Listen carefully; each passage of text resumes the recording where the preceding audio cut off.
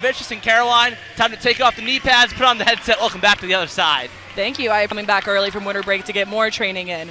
I'm excited to see what these two teams do tonight and see what they have to set us up for the rest of the season. Let's take a look at our. It's Jackson Leahy, the Conference Carolina's Offensive Player of the Year in 25. Yeah, we got a big matchup here. These are both experienced players offense of this team, and then Rose knows what he's doing. He's been around the block for a while. So let's see how he goes for this final season of his here at Penn State. Kind of that it's going to be one where you're trying to feeling yourself out, but also the other opponent out, because you really don't know. We mentioned that it's in this court right now, how you represent yourselves, how you respond when a team punches you. Do you punch back or do you just lay over? That's what these teams have to work on. The senior opposite, Corey Grant. For the rest of that Mount Olive lineup, a lot of new faces for head coach Yeet Urkex. It only represents so much during practice, so you really have to get down to it during games. That's when the true identity comes out and how those connections. To the tournament for Mount Olive, it was an undefeated regular season, but fell to Belmont Abbey, a team that they had beat twice in the regular season. During this season, the record you start off with in the stage that you set for yourself, you've got a big matchup here. One thing that Mount Olive emphasized is going to be huge against this Penn State block. And both teams recognize that. I think that's very important. Right. When you look at this team, it's understanding where you're at and how you can. It's Jackson Leahy, the starting setter, starting us off for Mount Olive. And let's rock and roll for the first time in 2026 from Rec Hall. Too many touches for Mount Olive, gives the first point of the 2026 season to the Nittany Lions. Had 34 aces last season. That led the returners in a termination. Have to play defense behind him. Gage Gabriel, a sophomore, as you mentioned, a freshman. That 59-mile-an-hour serve from Michael Schwob. Placed up and into the back row is the junior. Just empty net in front of him. Great swing by Kazanov. Kazanov, a junior, but a new addition to the starting lineup. It's kept up in the air by the Trojans. Dittman covers the back row. Here comes Gabriel out of the middle. A dump was tried by Grant, opposite pin for Harvey. Did he get it down? No, the Trojans tied up at 2. Let's give Colombo his flowers there. Italy and Ignosi, the freshman, the true freshman serving. He'll skim the tape. Schwob up for Gabriel. Framed to good use. You know, right there, that's a great swing. He was right over the block. He got over Leahy there, and he was able to put that in the coffin corner. That's called the coffin. And a block from Gabriel and Truby puts Penn State up 2. If you're Mount Olive, you have to cover that ball. Here comes the opposite, Corey Grant. Got hands. Truby again, this time with a roll shot. Under it's Leahy. Kazanov goes out of the middle and gets it through the block. Kazanov. We were speaking with Mark Pavlik before the game, and he talked about front-back line communication. You can hear from here, Michael Schrobiel, Miller. On that swing, maybe a little bit of over-rotation. It happens. On to the next play is what you have to say after those. And how hard is that to do to actually set his mind? Because, I mean, that's just something you have to learn with time. Something I wasn't doing as a freshman, certainly, but hopefully I can translate now. And it's the same. Officials today, William Wolf, Stephen Fedorov, the refs for tonight's contest. Martin Kazanov. Here comes Carter Dittman. He finds hands. And this time the swing from Penn State works. They're back out in front. Carter Dittman started out as a Nittany Lions serving sub, has now come into a starting hitting role. Wonky from Savides. Here comes Harvey trying to find the soft spot. Leahy tried to pancake. Pancake got be a hard swing every single time. Especially in the men's game, right? You're riding the hot hand of let's not go full send. Let's ease it back, and that time it works for the Nittany Lions. Right. The men's game is such a powerful game that sometimes if you just throw off the shot speed like that wasn't necessarily a full swing. That was just a really, really great shot. Together, they also played high school together at Charles Flanagan High School in Pembroke Pines, Florida.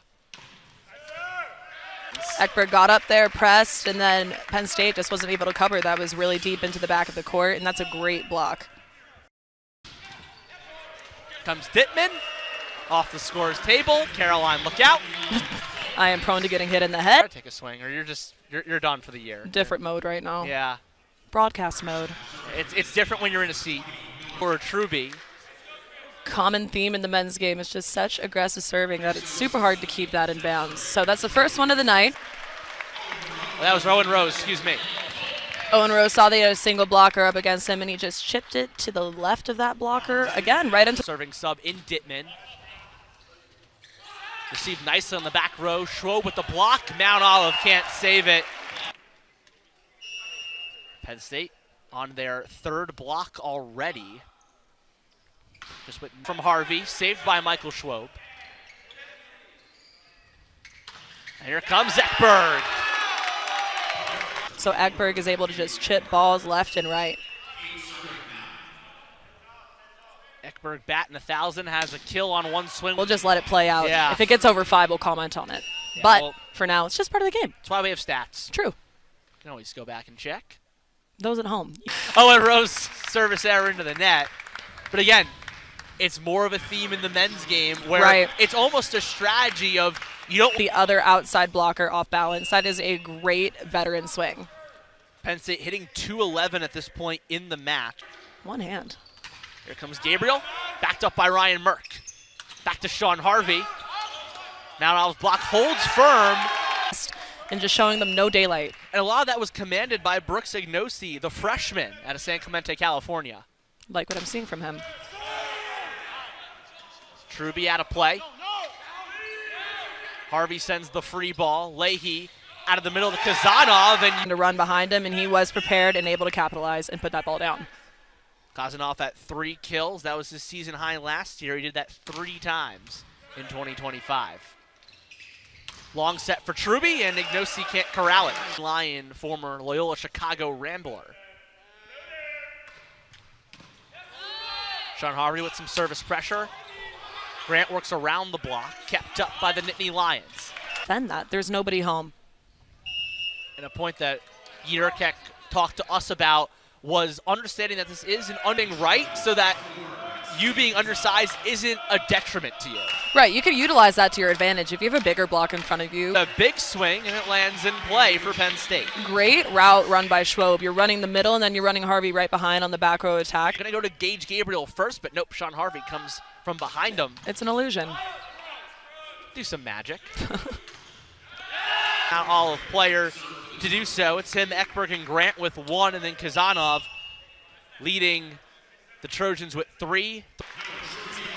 Colombo kind of stuck on his heels there. Truby was able to go high, but I think that is a pursuable ball right there if you just are off of your heels. And match, 4 kills, 2 errors, 8 swings, and a 64-mile-an-hour serve that Ekberg gets through the block. Last year was against Edward Waters, hit 8-0-19, so that's 8 hits, no errors, 19 attacks. That's pretty gross. Tallies up to 421. Schwob, big swing, saved Dittman. Tries to play the net. Back to Dittman, wonky angle. One-hand punch up, here comes Leahy. And Harvey. They are demanding respect at the neck and baiting blockers so they can open up spots for their hitters. Let's give flowers to the junior, Christos Savides. That one, Caroline holds up one hand. That's 5. It's yeah, okay. That's 5. Men's volleyball. If you're keeping track at home. I am. Fault. Interesting. Don't see that one too often. That counts as a service error, did you know? Really? Yeah. All right, so make that 6. Here comes the middle blocker, Rose. High arcing serve. Leahy plays it right of the antenna and play it back towards your side. But Mount Olive gets the point off that rally. Mount Olive making Truby way by Mount Olive. Only 4 attack errors for Penn State. On the overpass from Dittman on the Mount Olive side. Here pass that ball up. I said Penn It's a State good serve. Said Penn State only 4 attackers. Mount Olive only has 2. This is a pretty low attack error game. And Schwob hits a home run. 59 miles per hour, absolutely cranks it. You know what? In that case, it could hit somebody on the way out. It might have. Yeah. That could get some glass here now, ASAP. Here's some magic tricks we're talking about, and some magic from the hands of Gage Gabriel. What did I say? That corner is absolutely that in real time. If you're seeing the corner, or are you just playing your game? You should be, considering the fact that it's happened 3 times. 4 times. Lay to Kazanov. And gets down. Mount Olive going blow for blow with Penn State in set number 1. Penn State 6 points away from taking victory in the first frame. Here comes Gabriel, out of the middle. This time, the Mount Olive defense can't save it. Great shot. Just making people. Averaging 11.58 per game. We get some love from the Rec Hall grounds crew. Yeah, they're having fun. We're having fun. Having a great time. Leahy to Grant. Ooh, great dig. Here comes Carter Dittman. Punch Schwob to Miller Truby. And he finishes it. A 3-point lead for the Nittany Lions. Two-time national champion, one as an assistant, one as a head coach. Not much more you need to be said. Absolutely. Third season, the 2025 Conference Carolinas Coach of the Year. A Mount Olive grad as well in North Dakota. 3-point lead for Penn State. Able to just tee off and go high hands. It's really, really hard to defend that on the Penn State side. And there it is, Zerkek. 37-4 up to the back row. We get a stoppage and a point for Penn State. Those happen. It's kind of our. It's all good. Yeah. We figured it out, guys. Don't worry. Yeah, we're multitasking. If you say that broadcasting isn't a full contact sport. Ekberg is able to see that. He's able to see that Penn State is kind of sleeping over there on defense. Nobody's there to cover that. Tuolma came in and then came immediately out. Have to see if he comes back into the game later on in the match. Here comes Truby down. Him because he has even wider court vision if he's from farther back. He could see more rather than being right on top of the net and goes right down the line. Catches Columbus. Penn State played in 2025. Here comes Ignosi. Found some antenna on the way, though, so it is set point for Penn State. A little wide down. If you're Mount Olive, backs against the wall in a set point, what are you drawing up if you're in that huddle? I'm team back in 2018. That last match, a 3-1 win for Penn State, the first time that the Trojans took a set. But Penn State's kind of in the lead right here, looking to capitalize and close it out. Coming off of a Belmont Abbey, the team they beat twice in the regular season and lost to in the tournament championship. They finished their year 17-8, got swept by.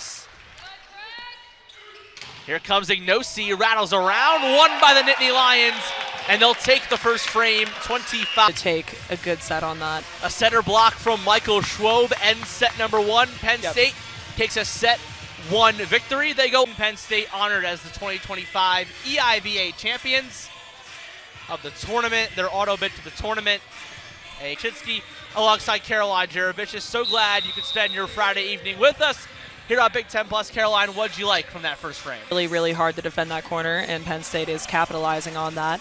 And I'm also liking out of Mount Olive the middle situation. Ekberg and Kazanov are just digs their name. Penn State hit 389 in that first set. Now Olive only 200. Those are both some really good numbers, right? Caroline, I know you're keeping track. It's 6. Yeah. Yeah, it's 6 at this point. Low for a men's game. Pretty low. Yes. We'll see if that continues. Yeah, broadcaster's curse is real. For sure. Absolutely. For sure. Not that I have any control of the outcome of the game right here, but with serving errors,